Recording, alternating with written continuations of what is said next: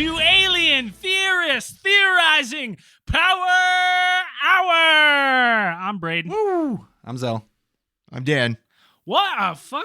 What a travesty this has been to try to record tonight. But we haven't done one of these in a while. Oh, not for a long time. When we're recording too, so just challenges left and right. Oh yeah, always production. Before we get going, drinking a nice. I said I wasn't gonna pop one, but gonna get a little Sleeman's Honey Brown. Had a couple in my fridge. Well, if you're watching this, I'm Zell. That's Braden. Oh yeah, great. Fucked it Zell. up every time. Braden. Nope. Dan. Yeah. I'm Dan. There we go. There. Everyone got a little camera on. Before we get going, we got Zell. You and I got roasted by a legit fan. roasted. Oh, in the most polite way, but just such a dagger in the back. So we did the live feed on Facebook yesterday, and we were doing a test run. We had fans letting us know if there was buzzing and stuff. And there's this one girl. I won't say her full name, but she got us. Her name's Brandy. So cheers to Brandy for the sick burn. Sweet. Listen to this. So I'm gonna read it, and then we'll go into detail on why it's so good. Brandy wrote on our live stream video, embarrassing truth. I have been listening since episode 6, but I have never really paid attention to who's who. So I was completely weirded out because I always assumed Zell was Braden and vice versa. Wait.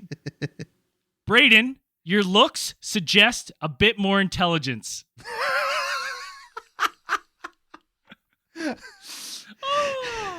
So good. Because then I instantly I was like, oh, she thinks Zell looks stupid. And I sound stupid. So Oh, I great. loved it. That's awesome. I like read it and I had a look and I was like, oh, you fucking got me good. I couldn't even do it. I just laughed at it. What are you gonna do? That was the sick roast. I'll take that. I'm not even mad. I'm impressed. Yeah. So why don't we get right into some space news?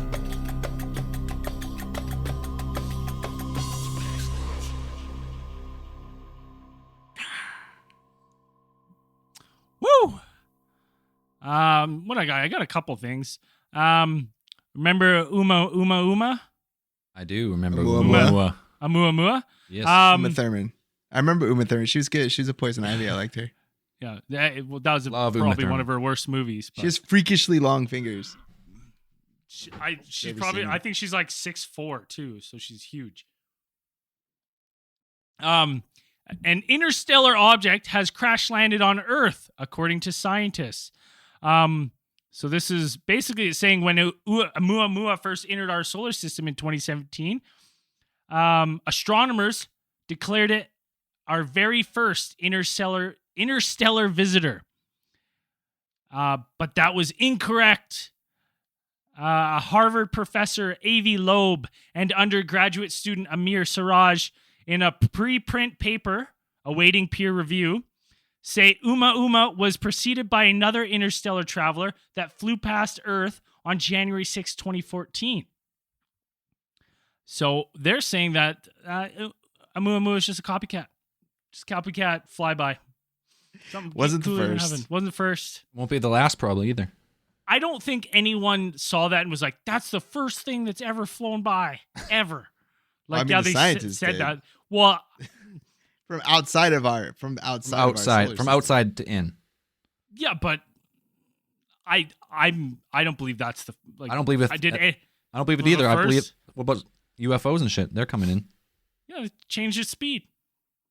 It did change speed. That was weird. That was the weird thing. I like this one. Scientists say wormhole space travel is possible, just really, really slow. So I Okay. don't know. Wormholes, it basically says scientists from both Harvard and Stanford did a study where they prove that, yes, wormholes are real. These tunnels in space connect two distant locations together through which travel is possible. But it doesn't look like it's going to be feasible for human travel. And they said it takes longer to go through these wormholes than to go directly. So they're not very useful for space travel. So there you go, ruining every movie ever. Star Trek Deep Space Nine. Oh, they got it so wrong.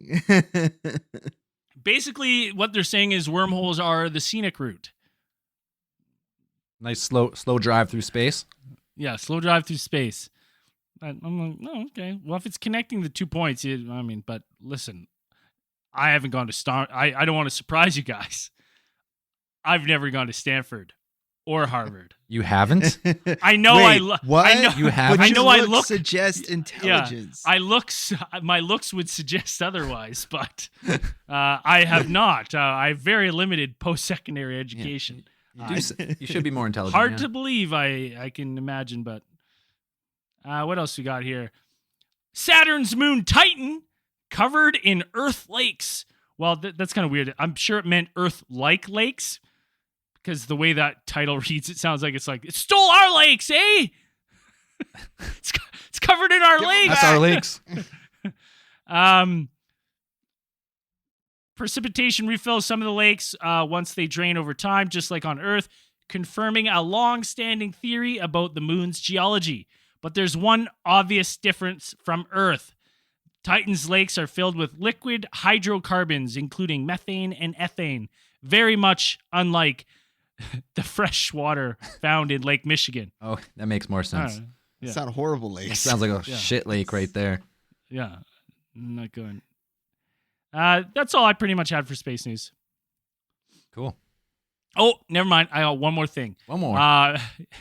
This one was great because every party has a pooper. Independent report concludes 2033 human Mars mission is not feasible. Really? So, yeah, that's what they're saying. The report where Vice President Mike Pence directed NASA to return humans to the moon by 2024 does offer insight into how much a lunar return might cost and how it fits into long-term plans to send humans to Mars. But they don't think it's feasible even close to 2033. The analysts suggest with our current technology and our current plans, no earlier than 2037. So, They keep couple pushing Debbie, it. We're never going to get there. couple Debbie Downers. I say 2037 now, and it's going to be like 2037. It's going to be 2040. Hey, maybe the flat earthers are right. We'll never get up there because we'll never get past the dome. Yeah, send us to the ice wall so we see how. I want to look over that edge once and for all, over the edge of that giant flat sea turtle. Isn't there a show where they're actually going to the ice wall? Yeah. Like a document, like a Oh god, I can reality only show? Pretty imagine. sure there's they've got like a crowdfunded expedition to the South Pole, to Antarctica to go visit the ice wall. That'd be a fun trip. I'm excited to hope they film every piece. Oh yeah. I want a close up of the look of disappointment when they get there. How would you be I don't see how you could be disappointed if you went to Antarctica. Like they're getting a free trip out of it pretty much. Whoever's going. I don't know. Listen, I don't know. Dan, I'll tell you one thing. I live in northern Canada, and it's a fucking Arctic hellhole here. No one's going to Antarctica and going, yeah, this is good. What about in summertime? This is good. No. 24 hours. Summertime, all 3 24 minutes hours of of it. daylight. Yeah. Well, you got a lot of daylight. That's true, but. All right, why don't you fire up the randomatron? All right, prime. Type in. It's going to be fitting because I got a good story later. Type in sexy encounters. Sexy encounters. Dialing. All right, sexy encounters. Here we go. Dialing it up.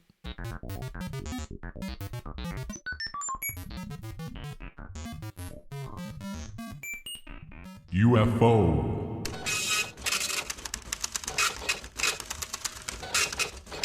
Wait for it. It's got a print. You getting that? Yeah, excellent. Fax Fresh. is coming over. Fax is coming over. All I right. hope my mom doesn't pick up the phone and ruin the internet. So. All right, let's go. What do you got for us? I got Elizabeth Clarer. It was on 27th of December, 1954, that Elizabeth Clarer had her first close encounter. But she had had 2 prior involvements with UFOs. In October 1917, she and her sister had watched a meteorite seemingly about to collide with Earth, but being deflected by the power of a metallic object which came in near to the meteorite, apparently protecting the planet. In 1937, while flying from Durban to Baragwanath, Elizabeth Clarer watched as a blue-white light streaked towards her plane. When it leveled out and paced the aircraft, she could see that it was a circular object, changing from blue-white to gold and eventually to red. Shortly after this, the craft shot high above her aircraft and disappeared. At 10 a.m., in the morning of December 27, 1954, Elizabeth Clarer was drawn out of her farmhouse in the foothills of Drakensberg in South Africa by a commotion from the farmhands.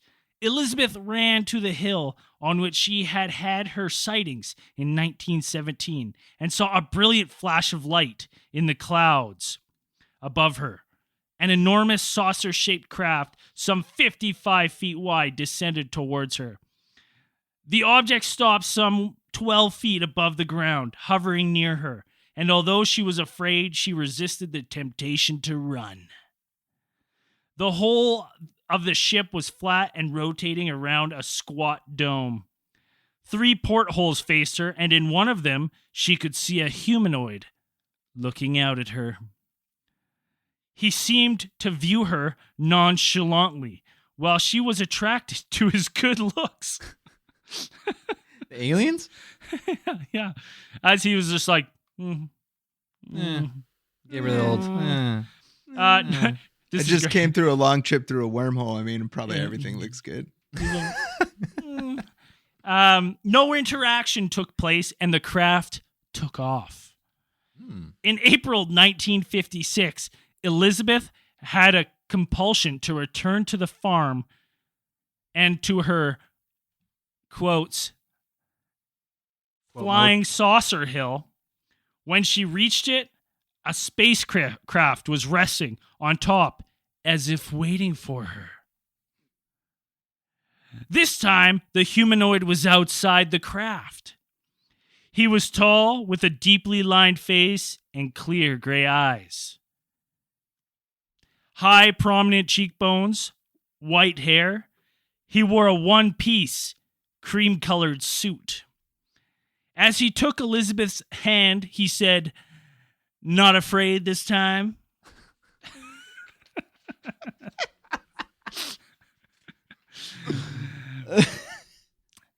And she felt she trusted him. Elizabeth allowed herself to be taken on board the saucer, which took off, giving her a view of the Earth from 1,000 miles above.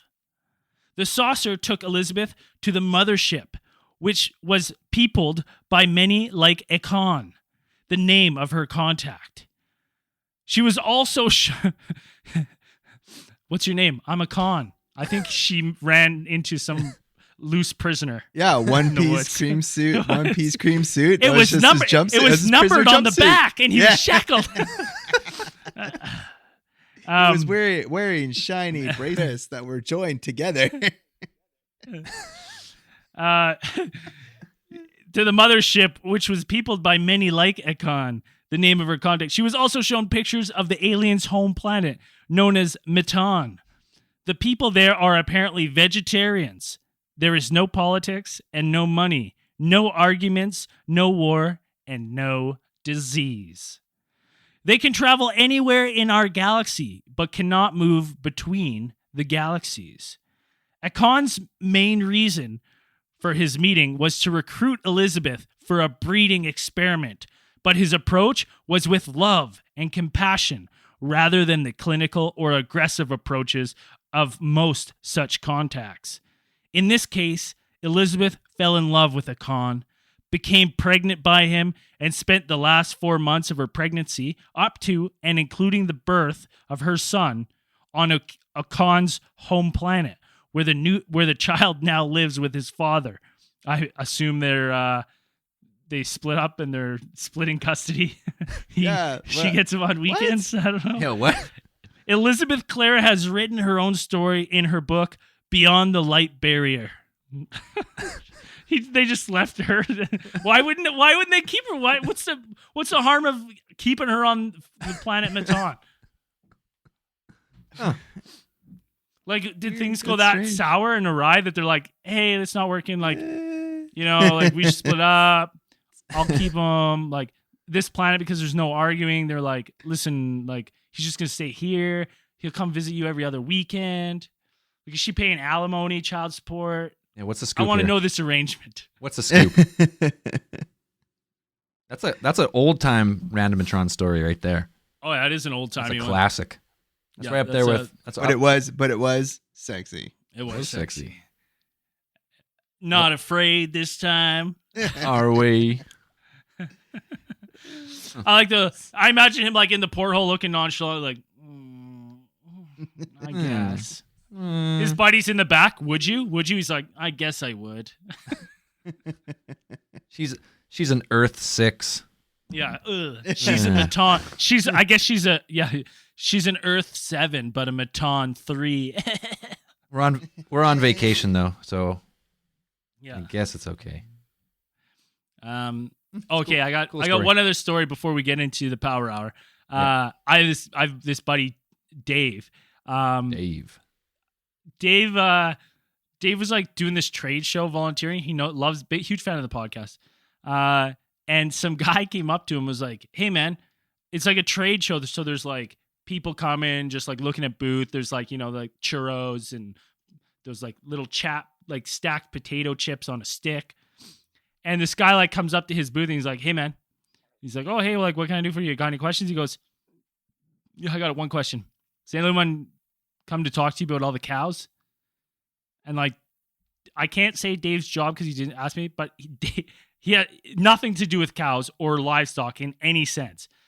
And he goes, no one's come to me to talk about cows. And this guy's like, no one's coming to talk to you about the cows?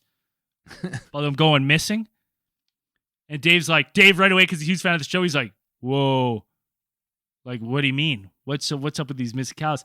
And this guy proceeded to tell him that, like, by the town where we're living, he's like, right now, shit ton of cows are going missing in fields all over the place. And he goes, it's an alien harvest. I know it. He's like, some of the bodies are being left. It's an alien harvest. I don't know why no one's talking about like it. Mutilations? Yeah, he's like, and they're just going missing. They're vanishing like crazy. And Dave's like, oh yeah, okay. And he goes, so if anyone comes to you and starts asking about the cows, you know it's an alien harvest, so you can tell them. And Dave's like, yes, that's exactly what I'll do.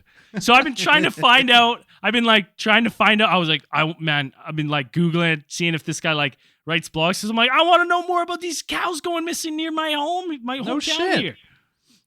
But so how many cows? Like how many cows have been? He didn't say, man. He just said like hundreds of cows. It's listen, like tens of cows. He was surprised that this guy Dave, who has nothing to do with livestock, hadn't heard and hadn't had people randomly coming up to him, been like, "What's up with the cows, huh? Huh? You know anything about the cows?" He like this guy. Harvest. This guy was shocked. He's like, "No one really? Interesting." Mars needs hamburgers. But I just Mars need T-bone steaks. I just love that. And he told me, and I was like, "Oh, that's great, man. I love that." I had one old lady come. I was wearing my Bigfoot sweater once. She goes, "Are you a believer?" And I said, "Yeah." And she goes, "They're everywhere in the forest." And I was like, she was like, "This she's not wrong." This super old like Aboriginal lady. She's like, "They're everywhere in the forest." So I was like, "Where?" And she's like, "I can't say." And then she just left the Legion, and I just continued to sing karaoke. She disappeared, like the wind blew, and she disappeared. Like, I was like on like a 6-bar break from like singing Hotel California or something. All right, let's get into this. Let's get right into this Power Hour. Dan's got a great one here. I like it. And Dan, let's go through it first before you start poo-pooing everywhere. Give me a little rundown here. What you're about to talk about. Well, there's a conspiracy out there right now that Donald Trump is in fact a time traveler, as written in some like books called Baron Trump's Marvelous Underground Journey, which was written in 1890.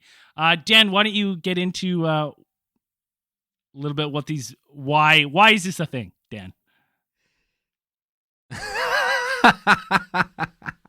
I cannot tell you why this conspiracy started circulating around like a couple months ago. I know I saw it start popping up on Facebook and social media, and it went viral and whatnot. But apparently, it started originally propagating over in 4chan, that garbage sewer of I love that place. Internet place, where all the great stuff comes from. The best stuff comes from 4chan. But so someone, I'm impressed. Number one, I'm impressed that somebody went through the effort to find these books written by an author named with the great name of Ingersoll Lockwood. Mr. Lockwood authored 3 books. 2 of them had the character known as what they call Baron Trump. And they trying to draw these connections through these books. The books were very, for their time, they never became really popular. They were kind of stuck in between. I mean, you could say that they got overshadowed later by stories that were actually, I don't know, I guess good, like Wizard of Oz, which came out a couple of years later. And so they never really became popular. They're available in the Library of Congress. They do have them, and they're available for free to read them. But somebody went through these stories and somehow found these stories, and they started picking out all these connections that they say show that. Actually, I'm not even 100% sure. Are they trying to say that Trump is a time traveler, or that his son is a Baron Trump, his son, is a time traveler? I'll layer this one more. Oh, I wasn't sure about that, and then I wasn't sure if are they trying to say that like he's created his own time loop where he's like given birth to his son that's really him and then goes back. What's that movie with Ethan Hawke? Oh, the one that's based off the Heinlein novel. Oh, yeah. What's it called? I can't remember the name of it. I can't remember. It's either. A great time travel movie. Anyways, he like closes his own time loop. And that's what I was thinking of when I saw it. I was like, okay, so Dan, what's some of the cherry picked? What's the coincidence? Why do people think this? Some of the stuff is really weird. Like from what I can tell, like they pick out the information that the main character's name is Trump, but his name's not actually Trump. Like the full name of the character in the books is Wilhelm Heinrich Sebastian von Trump. And then they say that his nickname, he's commonly called Little Baron Trump, and Baron is a title. It's not his name. Wait, is it spelled Trump though? Or is it like is it spelled differently? Trump. How you spell Trump? How you spell Trump? Truu, not UU, sorry. TROOMP.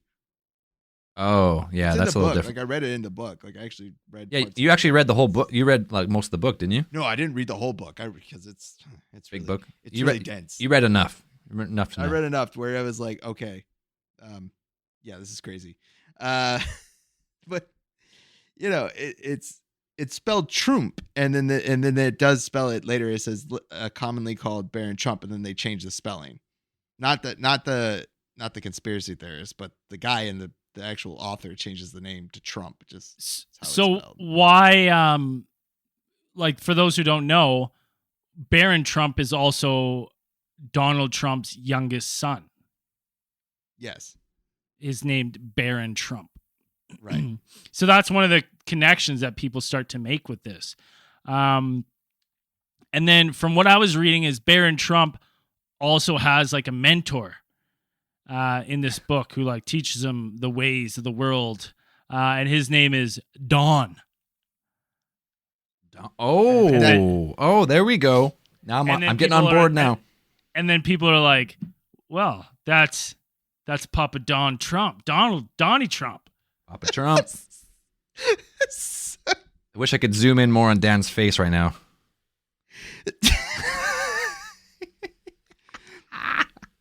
But the character's name is not Don. It's Don as in the Spanish it's like the Spanish what's the word for it? It's your Spanish how you address somebody. It's like Mr. So the character's full name is Don Constantino Bartolomeo Steph. Is it though, Dan? Is it? Yes, it is. It's actually written in the book. Like, Don Constantino Bartolomeo Stefalofidja Guarin. What? It's really Say that last name again. That's ridiculous. Stefalofidja Guariusfum. Okay. So what's in the story that leads to this conspiracy?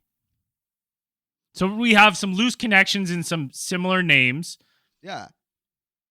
And now what? What else? Like, there's got to be more to people believe in this. Is it Trump's son that's the time traveler then? We're still trying to figure that out. that part's still up for debate. What's the biggest piece that this guy's a time traveler then, besides a couple coincidences to this book? And it's not even the book. In the conspiracy theory, they cite actually information. They picked information from 3 books. And, well, I think actually 2. There are 3 books. There are the wonderful adventures of Barron Trump and his dog and his faithful dog Bulger. His dog is named Bulger. And then another one is like the adventures of Barron Trump in Underground Adventures of Barron Trump. Yeah, that's the second one. Barron Trump's Marvelous Underground Journey. Right, that's the second one. And then Inger Lockwood authored another book, or actually like 2 more books. And one of them was called like the 1900 it's like 1900, the end of the Republic. And then there's another one called like The Last President. And so they picked information from these books where it had some kind of actually not really that many connections. The last president? Yeah. That's where we go. Books, there we go. Peeking a little bit. Well, one of the books is it's set in 1900. He wrote it in like 1896. It was published in 1896, and the story takes place in 1900, and it's about it's mainly about a president who becomes like the last president, and it's like the death of the United States. Like basically the whole story is modern America. Communists take over the country and destroy the republic. That classic tale. And there's connections where it's like Barron Trump's adventures begin in Russia, right? And his mom's Melania, who's Russian. In the book? No, not in the book, like in real life. But I was like, that's the connection. Barron Trump in the book, his adventures begin in Russia, and he's guided thanks to the direction provided by the master of all masters, a man named Don.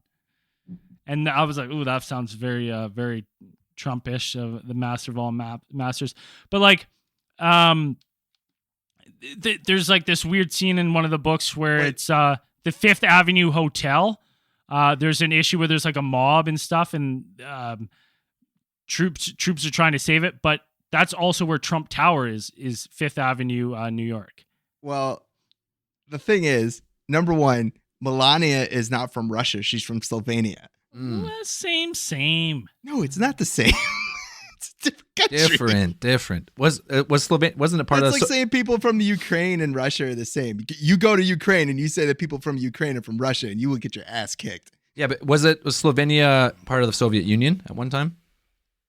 I'm not sure. I don't know. Oh, Dan doesn't know. But the Soviet Union didn't even exist until like the 1950s?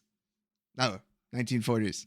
So And then basically it says, like, in the book is they find like a cave that allows him to time travel in the book. Right. And so then people are like, ooh, they got the Russian collusion. Like there's very loose, like coincidences in this. How loose we talking?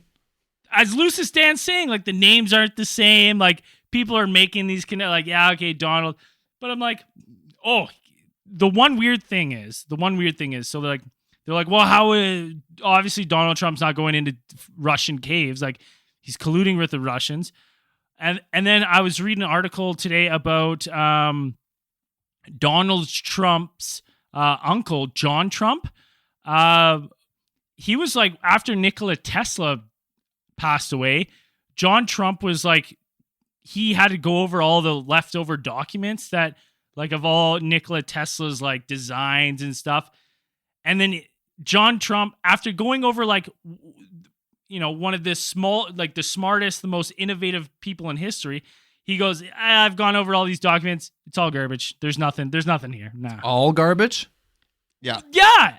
And so then people are like, fuck that. He kept, like, 100% he kept some stuff. Yeah, all this stuff they took from Nikola Tesla was like towards the end of his days, and this was about they seized this stuff in 1943, and this was prior to the test of the first atomic bomb. Like they hadn't even started the Manhattan Project. Like they would start the Manhattan Project at the end of 1943. And when they seized all these documents, the United States government was looking for anything because the war was going really shitty. It wasn't looking too good at the moment. So they were looking for anything that they could get their hands on. And so Tesla up to this point had been making tons towards the end of his life, and kind of he was getting a little crazy. For lack of a better word. Don't get me wrong. He was a genius. But he electromagnetic theory, a lot of the stuff that we have today is all based on or advanced by theories that he came up with. And so he was a solid, real genius. But towards the end, it was kind of, people say that he kind of like obsessive compulsive disorders started to take its toll. He started to become more reclusive. And he just kind of lost it. And so he started kind of making a lot of claims about inventions that he had. And a lot of them were, I remember one was the earthquake machine. Like he had built a machine that could, using sympathetic vibrations, you could cause the earthquake. The death ray is one of the really popular ones that he said he had, basically would shoot lightning, and, you could disintegrate entire armies with it. That was the one he said that he wanted to like give to every nation on the world, right? So then everyone would have like a mutually assured destruction because everyone would have the same defense mechanism. Repeat the last thing you said. It disintegrate what? Me or Zell? Yeah, you said his death ray could disintegrate entire armies. Or like entire towers. Dun dun dun. We've talked about that before. That's a theory that came up, that people have made a device that could disintegrate matter from the inside out. Directed energy weapons. My thing is, like, of all the shit, of all this stuff, like, and John Trump handed most of this paperwork over to the government, but in his like official release was like, yeah, it's all garbage. Don't worry about it. It's all garbage. All garbage. Yeah. So then people in this theory are saying that maybe he found some way to like time travel. Well, didn't Nikola Tesla say that one of his inventions was he could see like the past, present, and the future, or something like that? Isn't that something about Nikola Tesla that he could claim? Yeah, he could do? I think there were claims that. I mean, he made a lot of them. He made a lot of claims of stuff that he did, and I think one of the inventions was a time travel, or a way to view past, present, and future, some sort of machine. But the thing is, even if they seize something from his apartments after he died, Nikola Tesla was pretty well known for not writing things down. Like he didn't really write out blueprints. He didn't do all that kind of stuff. He kept most of his stuff in his head. He built his inventions in his mind, and then it's like, assembled them. Yeah, and so it was, Yeah. I mean, there's also a funny story about the hotel he was staying in at the time, and he didn't have any money. So he gave them, as collateral, he gave them a piece of a machine that he told was very dangerous equipment. He told, he's like, here, and it's worth $10,000, and it's part of a very dangerous machine. And when they ended up seizing that from the hotel, they had somebody who is actually knowledgeable of engineering and things like that. They said, no, this is a multi-decade resistance box. It's like everybody uses these. It's like it's found in every electric laboratory. Like you can get these anywhere. So like even I did some reading and stuff, and I'm like Dan said, people are stretching on this one, really stretching. But okay, let's it doesn't really make sense, but let's say let's go into a different avenue here. What if this is some sort of scenario where life imitates art kind of thing, right? Like this person or art imitates life, right? Like we've had these discussions before of like, I don't know, on the podcast, but like imagine the first person who like had to come up with a dragon. Like think of a unique something right now and write it. You're like, it's not going to be as cool as a fucking dragon. But I'm like, maybe they're tapping into something writing this book, right? And, he's writing these names and he's writing these kind of coincidences, tapping into some universal energy of some kind on some sort of different plane as he's writing. Was he tapping into the shittiest timeline? Because that's like the worst one. Well, what do you mean he's typing into like... Well, for example, like he's this guy back in 1890. What's his name? Lockwood. Like Lockwood's just trying to come up with like an idea, right? So he's a creative and artistic guy. So he's maybe tapping in and he's writing this, and you get all these coincidences, but maybe that's because, like Matthew McConaughey said, time's a linear disc. Yeah. But this guy, Ingersoll, I would totally put stock behind it, except that this Ingersoll Lockwood guy was like, he was an accountant or a lawyer. He's no Madame Blavatsky or whatever. He's no turn of the century spiritualist or something. He's not an Edgar Casey. This guy's just Ingersoll Lockwood. Well, not even the book got bad reviews. They weren't even that good. Yeah, they got bad reviews. Real bad reviews. So wait, is this guy? Is Trump a time traveler? No, I don't think he's a time traveler. I'm just saying. Well, here's the thing. I'm like, what would I do if I went back in time? And I was like, I guess he is president. So I'm like, that's pretty cool. Like, but I don't know if that's what I was having this argument with one of my friends. We were talking about time travel in this scenario, and I was like, I'm so like technology dependent that I would go there and I would be, mentally unfit for anything to just even speak basic math. I was like, I don't know how I would I don't know if like me right now, you're like, all right, Braden, we figured out. Dan got a hold of Tesla stuff, figured out. He's like, Braden, we're going to send you back. I don't think I could go back to 1890 and devise a way to become president. Why would he go all the way back to 1890 to become president? When he'd have to. Well, then Lockwood went back in time. Someone went back in time, or someone's jumping in time in this scenario. Who's going back? We still haven't figured out who's going back in time. One of these guys is a time travel. We haven't figured that out. What is going on? But no, I just don't think. So wait, what if he was a time traveler? Why now? Why is he here? Is he saving us, or like, because what's the conspiracy of Trump? It's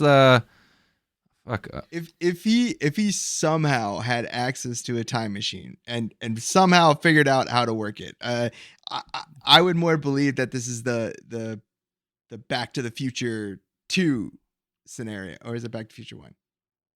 Well, one where the Biff Towers. He's kicking. Once he's kissing his mom. His mom's trying to get with him. Two is the Biff Towers. Biff Towers, right? Yeah. Right. So that's. I mean, I'm pretty sure I mean, they base their character on somebody like Donald On Trump. Trump? Yeah. Time traveling?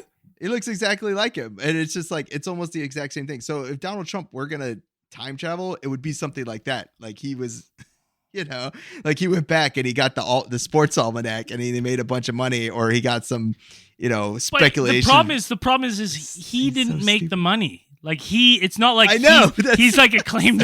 He's just like, woo, I made all this money. Like, oh, Donald Trump's rise to fame from poverty to riches, now president. It's like, no, like we know like his dad was rich. His dad handed him stuff. But if he went back in time, like say Barron, say maybe it's not Donald, but say his son Barron Trump goes back in time to 1890. And it's some weird situation where like Barron Trump's actually Donald Trump's like great grandfather. Like there's some weird, you know what I mean? Like one of those weird time loops. And he's the one that like sets the Trump family in motion of like, we're going to be real estate moguls. We're going to be the best ever. My dad, the Don's going to be president. Like he sets the wheels in motion. I just still don't, I can't buy it as much as I want. I can't. It doesn't have enough. Like I like getting into conspiracies and going down the rabbit hole, but it doesn't really. If the names are like identical, and there's more stuff that was identical and like really without reaching for it so hard, I'm more on board. This is just a really crappy one. And like it's like not crappy. I would say it's just really basic. And a stretch. Okay, they use a stretch. It's a real basic. It's a real basic conspiracy theory. I just don't understand if he's going back in time. Okay, it doesn't make sense that Trump went back in time because it's Lockwood writing it in 1890. So it would make sense that Lockwood is around being like, he's watching this Trump. He lives through Trump going and Barron's son and then Trump fucking up the United States. And then this Lockwood guy time travels back to 1800s somehow. And this Lockwood guy's back in time and he's like, I have no skills for 1890. Zero. Zip. I can't do anything. I can't do long division. I can't harvest grains. But he could. I'm gonna die of dysentery. I'm gonna die of dysentery. He had a job. Yeah, he had a job because he's a guy from our age who's gone back to 1800s. When he talks, like he's like, oh, you know what? I can just fucking bullshit people. Like I am the master manipulator. And then he writes a book. He's like, I'm gonna write a book about what happens 100 years from now. But I can't really remember what happened. Unsuccessful book that nobody's gonna really even remember. Yeah, that's the thing. Why would you write that? Like you'd write something else. Why wouldn't you write The Wizard of Oz? Harry Potter. Yeah. A lot of books. A lot of books you can name there, I think. Because what is it? Because this book was written about, what was it? Like 30 years. No. Yeah, like 30 years after Alice in Wonderland and like another 30 years after Journey to the Center of the Earth. Nothing in this book was actually like original. Right. It was all pretty much taken from other stories. What is the problem with this? Popular stories. I'm a huge supporter of like time is a stream, and you can do stuff like this, but you're like time goes where it wants to go, and you can do whatever you want, and it's not gonna change the direction of the river with the right technology. Yeah. So, I just don't. I don't buy it. It's been a pretty popular suggested case we do, but we never really. I honestly just doing a little. You're like, why? Why? Little poke. You're like, Kate. You're like, well, one, Donald's not the guy time traveling. Like, there's no like, if he's the one time traveling back to 1890, like that doesn't make any sense. Like, yeah, to time travel back to 1890 to write a crappy book that nobody remembers and but why would savagery? Why would he go back in time? That means some point between now and before I die, Donald Trump is going to vanish, and everyone's going to go, where did Donald go? Were these books supposed to help him become president? Was that a thing? Because it's like nobody remembers them until now. Even the lady who's like the curator at the Library of Congress, she's the curator of historic children's literature, didn't even know about these books until they popped them up, and then she's like, oh yeah, and then had to look them up. I was like, I've never heard of these. And like, oh, I've seen. And, they didn't even know about these. Nobody knows about these books. They're just lost to history, pretty much. Yeah, like tons of other books, but Yeah. Let's be realistic here. This two things. One, if Donald Trump was a time traveler, we'd all fucking know because he wouldn't shut the fuck up about it. You tweet it instantly. Right? I time yeah. traveled. I know what's gonna happen. Yada yada. What? Secondly, Benjamin Franklin. no Very one. cool. You could never convince someone you're a time traveler ever. Impossible. Impossible. You're just Have you gonna guys be. seen some of the videos? You're gonna be a of the- naked. You're gonna be a crazy person. Naked crazy person. Have you seen some of the videos of people who claim to be time travelers? I was looking at a couple of them today. We've talked about a few before, but nothing's really been that great. I like the ones. I like the one video. I like the videos where they claim to have photographs of the future. They're like, "This is a photograph from the future." I'm like, number one, a photograph, and like, we don't even have photographs. Yeah. Everyone knows. Who has photographs anymore? Have Nobody. they not seen Terminator? Buddy, I got like 4 albums of photographs, so take that back. Yeah, but I'm saying. No, I mean, like from the future, like the year 6000, like or 3000. Who's even? You could find a Polaroid in a museum, maybe. Well, that's not true. There's new Polaroid cameras. I have one. Hey, this analog technology is coming back. Polaroids. Polaroids, vinyls coming back big time. Maybe photographs will be one of those things that's around forever. All right, let's Either way. shut the lid on the Donald Trump Shut the time travel. lid. He's not time traveling. I think if anything, the author is. I think when you're doing something creative and you're trying to think something, I think you tap into some universal energy. I really do. When you're open for inspiration. And his book sucked, but you know what? Like maybe he was getting some of that stuff from The this Akashic record. The Yeah, Akashic nah. record. Oh, so I you, don't if you're really thinking of something like you're really creative and you think of something, that inspiration you get is not necessarily yours, but something that may have been done in a different timeline. Is that what you're saying? Here's all I'm saying. Every really good idea I've ever had that I thought I've had that I haven't just jumped on, within like, I feel like months, it pops, like that idea will pop up. I had that great idea for laser bullets. Well, we Genius. talked about that as a laser bullets. we talked about that. We talked about that as like a simulation theory. Is if you put it out there, like if you put Yeah. that theory out there, then you've given It's in the just the construct- idea itself, right? Just the idea itself gave rise to whatever you thought. But that's what reality too. Like we're thinking of time as from the past to the present, but if that's not how it works, and that's just how we experience it, then there's no saying that same thing what you're talking doesn't also involve experiences, Right. right? So I'm gonna board with laser that. With bullets, that part Dan. of it. I knocked my scope out and I was like, you know what would be great if I had a little bullet that I could put in my gun that was a laser pointer so I could sight it in at 100 meters and just dial my scope so the red dot in my chamber that was pointing out my barrel lined up with the scope, so then I knew my gun was at least shooting at 100 meters while I was out in the bush. Without having to like actually shoot like a dozen rounds and into the Without scope having every to time. shoot and ruin your hunting trip because you're scaring everything away. So it's Yep. like, at least you'd have a semi-accurate gun. It is a good idea. We were like, let's do it. We hold, and then we're like just drinking beers. And 6 months later, this guy from Australia made laser bullets.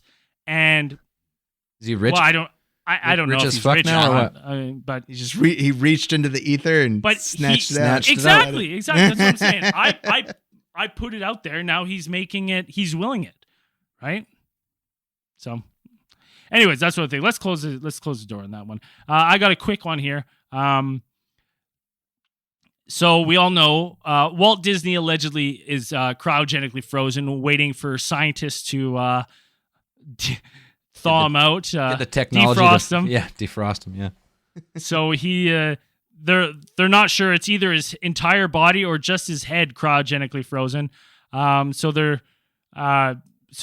scientists in the future might revive him or offer him immortality. I love that part because it's like scientists are just gonna wake him up, and be like, "Would you like immortality, Walt?" He's like, "Oh yeah, I've been waiting." But this is a great one. Disney, so sick and tired of people Googling Walt Disney's Frozen that they made the movie Frozen in order to stop people from trying to look up if Walt Disney's frozen or not. Really? Where'd you find That's that? the theory. That's a theory. That makes That's a theory. And then it's like, it's just, Disney was just so sick and tired of that negative stigma that they wanted to do away with that. So Google search, everything's optimized. So if you type in Walt Disney Frozen, this, that, you just get movie. Like, you really have to start searching for the conspiracy theory. Now, makes sense. here's the thing. Like, if you've ever been to Disney World, like, this makes sense because Disney is so, like, Disney image based.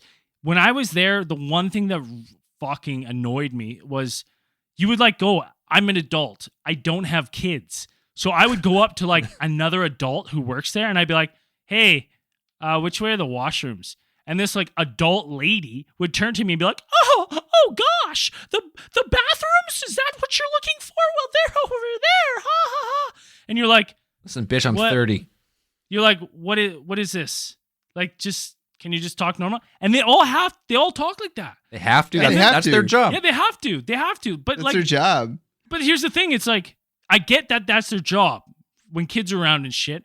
But I'm like, No, like all the time. That's all their job. It's in and their that's what's contract. crazy. And that's what's crazy. And then I was like doing some reading and stuff that there's like undercover Walt Disneyers that like Yeah. security that like will just take unruly guests or guests who are like going against the Disney experience and they'll just remove you from the park. Yep. So like Take when you you start out. thinking about that, all about their image, they're like them making a movie and being like, what should we call this movie? They're like, you know what, motherfucker, let's call it Frozen. Fuck up all these conspiracy theories, wipe it off the mat. What we're gonna pay to Google optimize it and like think of all the money they have. Like it's very plausible to me that that's why the movie Frozen is named Frozen. Couldn't you just type in Walt Disney and cryogenics and when it? Well, yeah, Dan, but obviously they have cryogenics coming out in 2022. Obviously, most conspiracy theorists Yeah. have never heard of cryogenics. They've only heard of Frozen. I'm going to Yeah. type in Walt Disney Frozen right now. Disney. yeah, it's come up Frozen. with the Let It Go song. The first thing that comes up still, if I type in Walt Disney Frozen, is Walt Disney's body frozen? Yeah, but that's because we're talking Boom, about it. busted. We're talking about it, and we know Google's listening. We know it. We know they're listening. You put it out into the ether and Google snatched it out. All right, I got Smarter. Busted. All right, I got There's another. a lot of crazy stuff about Walt Disney though. The parks themselves, like we could do a whole case file on that. Just that. Just on Weird Disney alone. We were in this back alley, and this lady was taking a picture, and I'm like, "What are you taking a picture of?" And she's like, "Oh, one of the hidden dicks." I'm like, "What?" And then she like dicks? pointed out, and there's just like they're like built on Mars. It looks like ball and a big cock. And I was like, "Is this really a thing?" She's like, "Oh yeah, there's dicks Oh. everywhere." I was like, Oh, yeah. There's Okay. dicks everywhere. Okay, maybe for you, lady. "Yeah." I was like, Is that a conspiracy at like at Disneyland? There's dicks everywhere, like subliminal dicks. "Well, there's subliminal dicks in all like a ton of the movies and I've subliminal heard of messages." I've heard of hidden mouses, like hidden Mickey Mouse things. I've heard of those, but I've never heard of hidden dicks. I was surprised. I was That's surprised really because weird. I was looking. I was like, "You're stretching, lady. This is." I mean, there's a whole bunch of stuff. Like they've done a lot of research and stuff about like when they were trying to figure out how to space out their trash cans. Like they took detailed notes of how long people would hold onto their trash until they dropped it, and then they spaced their trash out to the exact distance that a person will carry their trash until they decide just to throw it on the floor. That's an actual thing. And then there's another one sense. that they actually pump in like a type of smell. Like there's a certain type of smell they use to like make you feel happy. It's not like oxygen. They don't pump oxygen into the park, but it's some sort of smell that they have that smell. kind of makes you feel good or something. Nice that. flower smell or something. Probably something like that. There's a lot of weird stuff about Disney World that is. It's like part of it's really neat, and part of it's kind of like, wow, it's kind of partially sinister. You don't get that big by everything just nice It's and the dandy. perfect- it's one of the most perfect places to kind of like for psychological experiments, like to like test like crowd controlling measures and like Brayden said, like subliminal stuff. Like it's like one of the perfect places to really do that. Like you get tons of people, you get tons of data in like one day, which is like hundreds and hundreds, maybe thousands of people walking through the park every day. Without a doubt, they're farming data. They're doing everything to make money, man. That's not even recognition technology. Oh, I bet they would pick that up in a second. That's not a conspiracy at all. Those places are fucking utilizing all the newest technology like that for sure. Oh yeah. All right, let's move on. I got I don't know if we've talked about this abduction story. If we did, I had forgotten, and I came over, and it sparked joy in me. So we got to talk about it again. Right. This is, of course, the story, and it throws back to her sexy encounters of Antonio Villas-Boas. Antonio was a Brazilian farmer, and he later became a lawyer. And he was abducted in 1957. Now, I've done a bunch of reading on this, and I've listened to a bunch of podcasts, and I'm just gonna close my notes because I want to give you guys this story. Bust out clean from memory. My brain. Yeah, from memory. Your brain. So if I'm missing details, my apologies, Antonio. So 1957. This is before the Benny and Barney Hill. This is one of the first abduction stories, really. Antonio says he was working in his field, and he liked to work at night because that way it's not too hot in Brazil. You know, he gets a little more done. And he was driving his tractor, and up in the distance, he sees a red light. And he's like, doesn't think anything of it. He's just putting around. And then all of a sudden, the light's like right on him. And he goes, stops the tractor, and goes to fire it up. Tractor's dead. Tractor's not moving. It's done. Battery's gone. Jumps off the tractor, turns to run away. When he turns to run, there's two humanoid creatures. He doesn't really say what they look like. He just said humanoid creatures. They're standing there. Next thing he knows, he's in some sort of room, in a ship, buck-ass naked. He's looking around, and all of a sudden, gas starts filling this room. Gas is filling up, and this gas makes him violently ill. He's throwing up. It just says throwing up, but when they say violently ill, my brain goes to it's coming out both ends. Like, it's not a pretty sight. It's not good. So then some more of these creatures come in, and this is what caught my attention on this one. They lather him in some sort of jelly. What I read to be described as jelly, like some jelly, like lubricant. And some people described it as a Viagra-like jelly. What's a Viagra-like jelly? Like it had the properties of Viagra? That's my question. Is it the properties of Viagra? Or is it like blue color like Viagra? Yeah, what's the property? Well, boner jelly. It's boner jelly. Enzel, you guys are about to find out. All right. Boner jelly. Bring it. So he's lathered up head to toe. He's confused. He's disoriented. He's just been sick. These things come in. They're wearing gray coveralls and helmets. And they're just, I just imagine they're lathering him up. And he's like, I'm naked. I don't know what's going on. So then he's lathered up and the doors open. I imagine like the doors open, the smoke comes in. There's like a purple light in the background. And this like humanoid female comes in, right? Little taller than the other humanoids he saw that are wearing silver suits, except this female is buck-ass nude.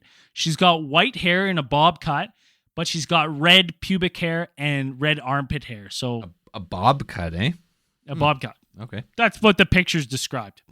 And I imagine it was like this, the doors open, the smoke comes, there's a purple light. He like looks over and it's like, I just died in your arms tonight. It must have been something you said. I just died in your arms tonight. So he looks and he said he was immediately attracted to this naked female.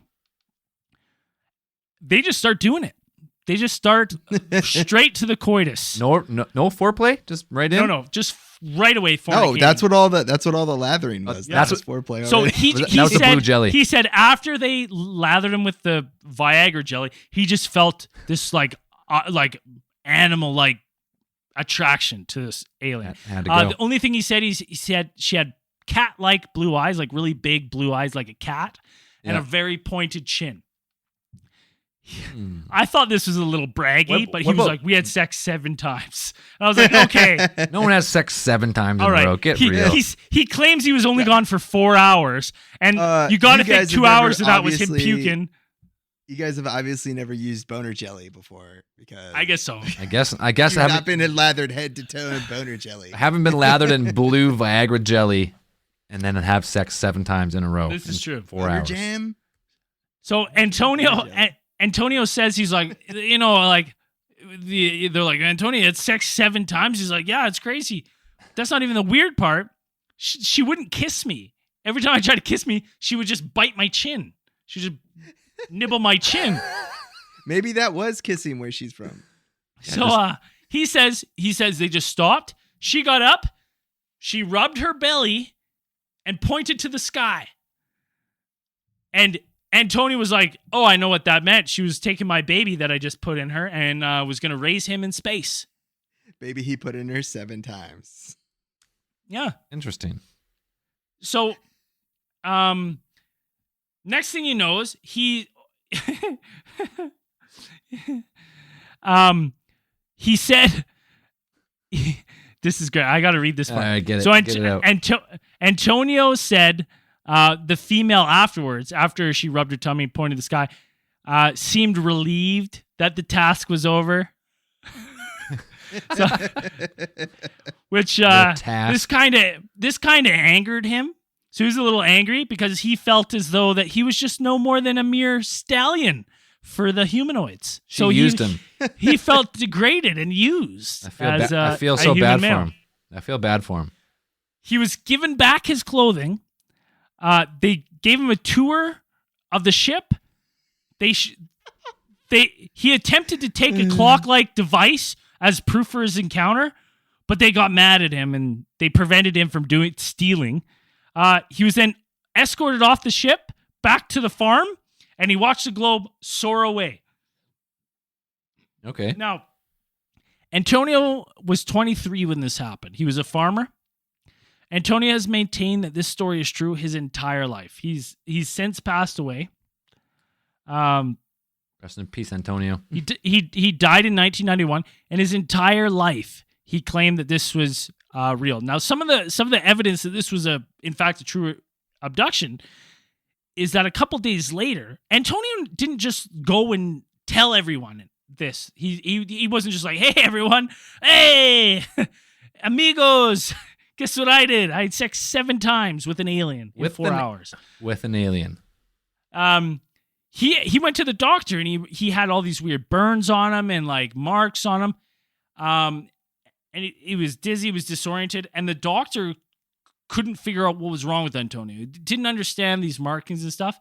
And that's when Antonio first opened up to his doctor of like, "Yeah, this is what kind of happened." And the doctor was like, "Well, that's weird. Maybe you shouldn't tell people that." And I don't really have any explanation for all these weird burns and marks on it. And it wasn't for years later that it was found out, because Antonio, obviously having this encounter, was now very interested in the UFO community and stuff like that, was reading an article of being like, "Send in your abduction stories." Right. And he sent his in. And this is what gained him so much attention, was he sent this story in. But he's told close family and friends his whole life. And he went on later to become a lawyer, so you know he's fucking lying. Fucking liar. But it's just, I love that one, man. Sex with an alien 7 times. And 7 times. And how long? He 4 said he was hours? gone 4 hours. It's impressive. 7 and 4. Now, gets a little better. Antonio died in 1991 of an unknown disease. Alien herpes. Space herpes. Space herpes. 100%. Space syphilis. Spacer. He went into doctors. By all accounts, they weren't sure what was happening with him. He declined very fast, and they never identified the disease that killed him and caused his quick descent. But many people speculate that maybe it's because of that encounter, and that was a unknown effect. Wait, how long after? How long after was this that he died? Like 50 years. That doesn't seem So like he an was STD 20. to He me. was 23 when it happened. Uh-huh. He was 23 when it happened, and he died at 56. At 56. 'Cause I don't think it was he- a space herpes then.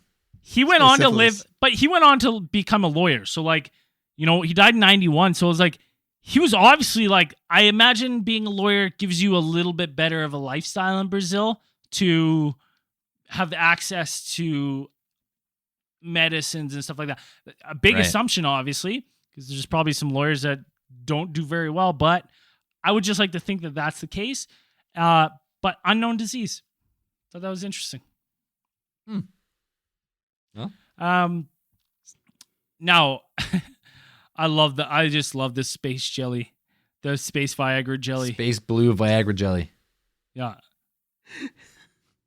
So, I also found when I was looking up for this power, because now obviously, I mean, raise your hand if you don't want to be abducted now, right? I found 5 traits that could get you abducted by aliens. This is by. I got them all pegged. I think I know them. Let's do it. All right. This is on psychologytoday.com. Okay. Okay. All Okay. right. So the number 1 trait to get you abducted: regularly experiencing sleep paralysis and hallucinations when awakening. Nope. 0. No. So I have you know, sleep paralysis, but I don't hallucinate. Do you have sleep? That's- Do you have it all the time, Dan? Huh? How no, often not do you all have the it? time, but it's not regular, but I've had it like more than once, so it's like You know it. You've experienced it. Okay. Okay. Number 2. Number 2, tendency to recall false memories. how would you know they're false memories? It's not a lie if you believe it. Exactly. This one didn't make sense. I'll read this one. In an elegant set of experimental studies, McNally and colleagues found that individuals who claimed to have been abducted by aliens were prone to what is known as false memory syndrome. That is, alien abductees regularly claim to recall words, items, sentences in memory tests that they actually never saw before. So basically, your brain tricks you. You're lying. Okay. You have a Alright. bad memory. That was number 2. That was number 2. Number 3, high levels of absorption. Like good paper What? towel, or like what are you talking about here? Yeah, like okay. ShamWow or what? Like Wow. like you put like if you put me in a puddle, like you know, if you spill some wine on the counter, I could put my hand on it and just and just like If it absorbs into your hand, you're getting abducted. get abducted. So alien abductees also score significantly higher than most people on the mental characteristic known as absorption. This trait is related to fantasy proneness, vivid imagery, and susceptibility to hypnosis and suggestion. I guess I would have a fantasy proneness, maybe, but I'm like, Everyone's got I don't know. Everyone's got fantasies of some kind. I think I've that's never been everyone. hypnotized, so I don't know my susceptibility to hypnosis. This one- Someone tried to hypnotize me once and it didn't work, so I don't think I can get hypnotized. Right, so- no. Nope. I just got up and walked away. I was like, this is not working. This is bullshit. Number 4, New Age beliefs. Because aliens only like you if you have New Age beliefs. They don't want any of that. What's old considered religion. new age belief? Crystals. If you own more than 4 Reiki? crystals in your house. I believe in If crystal you power. have more than 5 crystals in your house and you're not a geologist. Okay, this is great. Being whisked up into spaceships by tractor beams or light sources is not something that happens every day, nor is it something what? that is easily explainable within our existing knowledge of physics. Similarly, being subjected to imaginative medical procedures requires a tendency to accept unusual and non-mainstream ideas. This is also the trait possessed by alien abductees. They score high on measures of magical ideation and endorse New Age ideas that encompass beliefs about alternative medicines and healing, astrology, and fortune telling. Such beliefs would certainly allow the individual to accept things happening to them that would be dismissed by existing science. Listen to this. If I get beamed up and I'm getting probed, I'm naked, strapped to a chair, getting probed, I'm not going to go, well, I don't believe this is happening. I don't believe in tarot cards. So there's no way this has happened. Tarot cards? Yeah. Is that what's going? Tarot? Like carrot? Tarot card. How do you spell it? Tarot. Yeah, tarot. Tarot. Tarot cards. Listen, I eat Tarot carrots. cards. I eat carrots. I've never eaten a carrot. There's not 2 R's in it, though. Show me the English rule that makes 2 R's make a T at the end. 2 R's make a T? Well, with carrot, he's saying that the 2 R's make the T sound. So if there's 1 R, it would be caro. I don't believe that. That sounds more French. Tarot sounds more foreign than. Anyways, I don't believe it. So, There you go. and number 5, a familiarity with the cultural narrative of alien abductions. So you got to be in the know to get abducted. Got to know the ins Makes and sense. outs. That makes sense. If you know about boner jelly, the more you know about boner jelly, the more likely you're going to get abducted. And that's I know all about it. I know all about it now, so I They feel doing That's that? all. I That's feel all I like had for the power. We just upped our chances of getting abducted. Thanks, boner jelly. Oh, I'm going for the record. boner 8 jelly. 8 times. You know how Line it me up. goes. It's just buckets Yeah. of it. Just buckets. Just get it. Just bring it all in here. Just put it in a kiddie pool. Let me roll around in it. I'll be standing there like this, and then just kick me right out. Kick me right out of the shit. That's good. No, shit. they're gonna take one look at me naked, and then the door's gonna open, and a sexy male's gonna come in, and I'm gonna go, well, Wait a minute. Maybe not. don't. Yeah, I'm like, maybe once. You kind of look like David Bowie. Did anybody ever tell you that? Yeah. Nibble my chin. Could have been David Bowie. David Bowie. David Bowie. David Bowie didn't really die. He just went back to his home planet. What else we got? Anything else? We never talked about that. Like it was a little while ago.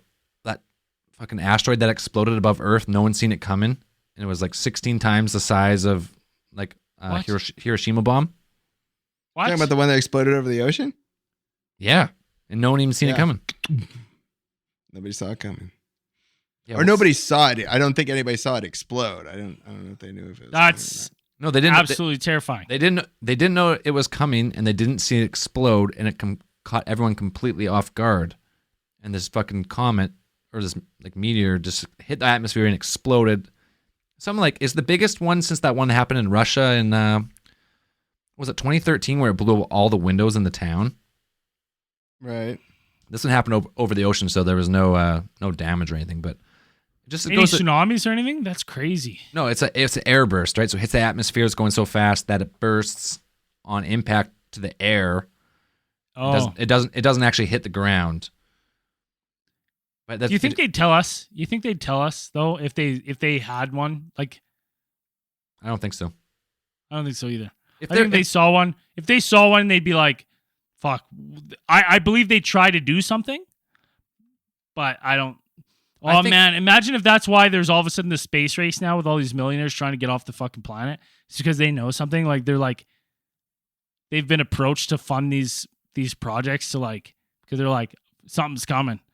Uma was the first thing coming through our galaxy, but they're like, we're going through like a fucking. But there's no way we don't get blasted. Well, I think they would tell us if they caught it in time. Like, oh, we have like a year, right? Oh, listen, they'd tell us if they were like, we're gonna divert it.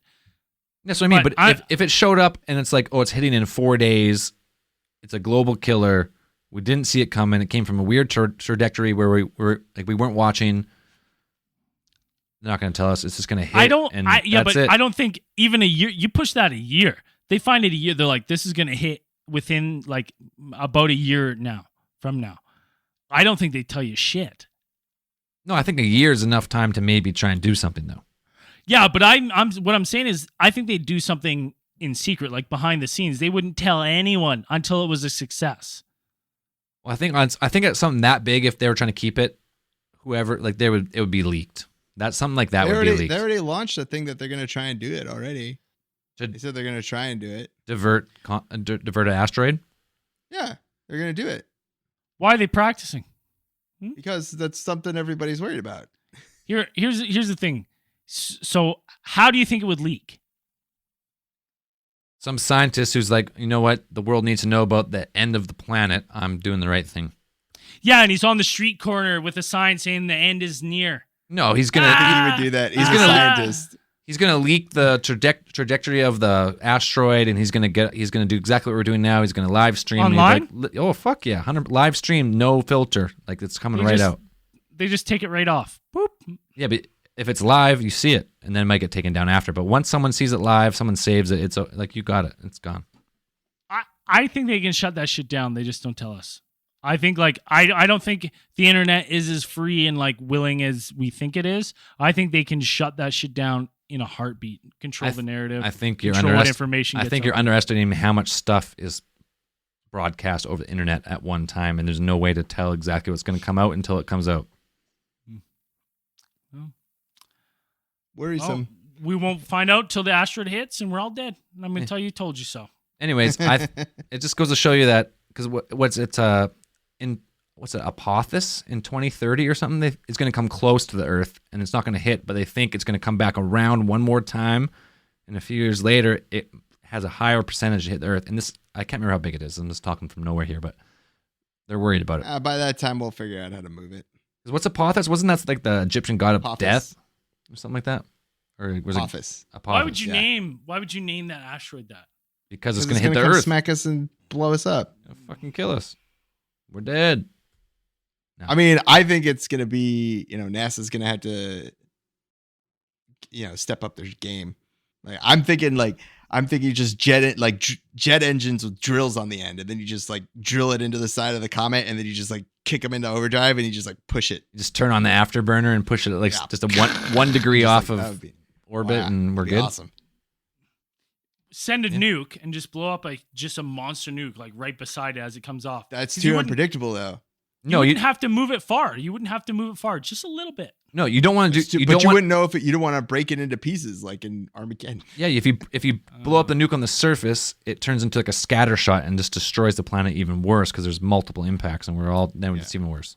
Mm. Whereas with if you had vectored, if you could vector the thrust or whatever you could want to do, you could maneuver it. If you have maneuvering thrusters, you could actually move it into a more stable orbit or something like that. Could you instead of just imagine that's blowing why it up. they're like landing on asteroids and shit and practicing landing on asteroids because they're like Could be. they've got something 20 years out. That's why it's all of a sudden the That's fucking, what Apophis is. Apophis, like they know something's gonna hit us. The fact that something hasn't hit us in so long, or like something has hit us in relatively recent history, the dinosaurs, like geologic history. No, now That's that's the Younger Dryas impact. It's only 12,000 years ago. That's not that far, and that was a pretty global changer. Yeah, like we've had planet killers smash us before. Almost planet killers. Yeah, it's not if, it's when. Yeah, we're getting so smashed. it's like we just got to be ready. I mean, there's no reason not to be ready and like figure out how we would respond to something that way. I think I read an article about NASA having they do have a detection system. They are on the lookout for planet killers, and I think they said the farthest out that they could detect like an asteroid that big that would have a likelihood of impacting Earth is like 2 years. I think they would know. That's But not. I also, that's not a I lot also of time. remember hearing that they only could monitor 2% of the sky. At one time, I think something like that. The sky's huge. Yeah, 100%. Yeah. That's what I mean. Like the one that just hit us, it wasn't a huge meteor, but it blew. If that was to hit the Earth, if it did hit a city, it would destroy like quite a big city. It would just like devastate a city. If it Could actually, you imagine that in our lifetime? That like just like a huge city like Florida, Florida. Or Florida's a state. just Florida. Just Florida Florida. City. Just Florida City. Just all the cities in Florida Florida get City. annihilated. Well, I didn't want to say a city name and put it out there, and then it happened 100 years from now, and then I get quoted on this podcast. No, for being and a then time All of traveler. Florida. And then Braden's a time traveler. Braden's a time traveler. Like, remember that show Alien Theorizing came out back in 2016 or whatever? Yeah, there's a guy in there. And- He's a time traveler. He predicted Yeah. this comet strike. And he predicted the city of Florida City. Braden's leaking the secrets from some NASA scientist who's thinking this right now, who's looking at their screen and is putting it out into the ether. Trust me, I only look intelligent. There's Right. nothing. There's nothing up there. The hamster wheel's empty. Oh, that's good shit. Why don't we get into some 5-star reviews?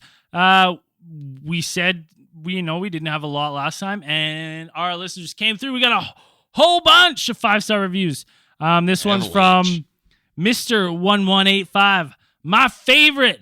This is my favorite podcast for conspiracies. Often informative and always fun. This podcast reminds me of friends hanging out on the back porch and bullshitting the night away, and that's what we're going for. So thank that's you, exactly what we're doing. Mr. 1185. I got great podcast. 5-star review from Cole Henry 18. Helps a slow, long workday go by quick. I only wish the episodes could be an hour or so longer. Woo! That being Hour said, I am longer. thankful for the time you guys put into it. Great content. Thanks, Cole. Cheers. Hell no. If you want A more 2-hour content, show? you got to get on our Patreon because we probably record 2 hours, but the next half goes on Patreon. It is true. It actually is with the after hours. We count in after hours. We usually do about a 2-hour show. About a 2-hour show, but if you need more content, get in our Patreon. Tons of content on there.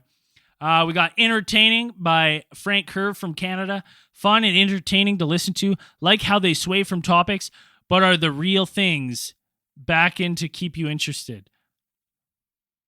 But real things back in. He added an extra R. Epic by Beekeeper Jados from Australia. Australia. Brilliant podcast, good alien, 2 ghost stories, and there's an Aussie every now and again, so that's just perfect. And that's it. Boom. That's it for today. Good stuff. Got a couple new Patreoners. So special thank you to. Oh, my fucking computer is so slow. It'll come up. It doesn't like streaming and Skyping. We got Eric Tucker, Kim, Kevin Morrow, Agent Anderson. Got Dylan Barnhill, Matthew Lamar, Roy Powell. And that's it. That's it for now. So thank you to you guys. They're already on the Patreon. And if you're not, get on it. Hell yeah. So you got a prolapse of the week or what? Prolapse of the week. Yeah, we're going to give it to this week one of our Patreon members. His name is Craigery, and he's been very active on Patreon and Discord. He's a newer member, and he's an absolute beauty. So, Craigery, thanks for listening. Thanks for supporting the show. Prolapse of the week. Hills, yeah. Get Any on other that news? Patreon. Get on that Discord. That Discord, there's so many people, stuff popping off on there like constantly. Discord's People talking taking about all off. kinds of stuff. Discord's taking off now. Well, usually, like by the end of the day, like I go to work, I come home, there's at least 80 new messages of people like having their own discussions, and I'm like just eavesdropping. Talking about all kinds of stuff. I was like, we talked All about Oak Island kinds of today. shit. We talked about somebody posted some links to one of the Steven Spielberg produced TV series Taken, which was, if anybody remembers that. I remember pieces of it. I watched bits. I of don't it. remember Trying to watching find it that. again. I remember seeing like bits and pieces of it. I think it was on Sci-Fi like back in 2000, early 2000. It was pretty good. It's actually, it's very Steven Spielberg. The music's good. I like the music. Some of the best part about TV. But yeah, is- there's all kinds of crazy stuff people just talking about and just constant messages. I honestly thought when we started the Discord server, we'd have like nobody and we'd maybe have like 10 people in there. No. It's we got quite a few. Blown It's up. awesome. Mm-hmm. pretty sweet. And everybody's really nice. And everybody's really nice. Yeah, except with that chick that roasted me and Zell on Facebook.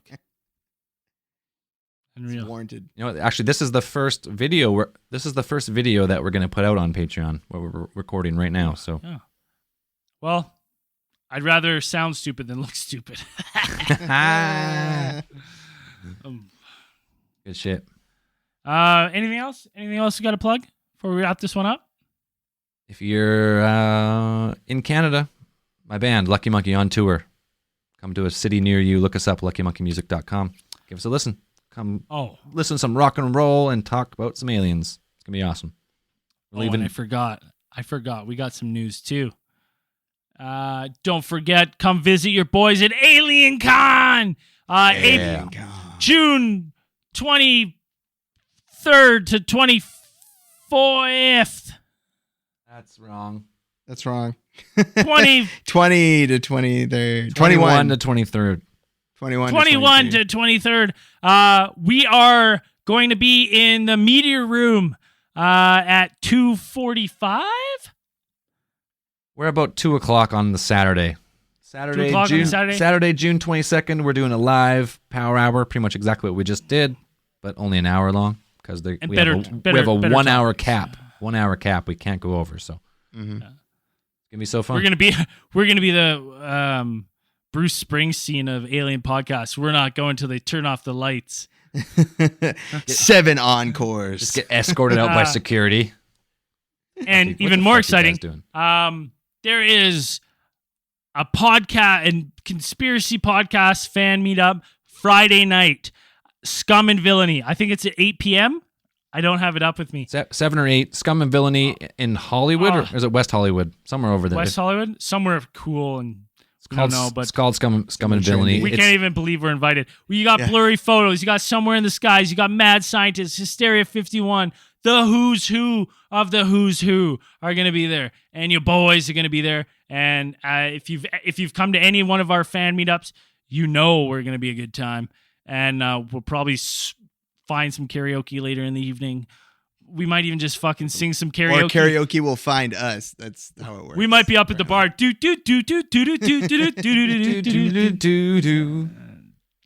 So make sure to come to AlienCon. If you haven't got tickets yet, AlienCon, use promo Theorists at checkout, get 10% off.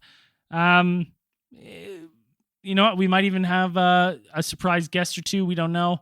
But good chance. Who you're looking at right now, we're going to be there for sure. That's it. As we always say on these things, keep those eyes on the skies. Oh, yeah.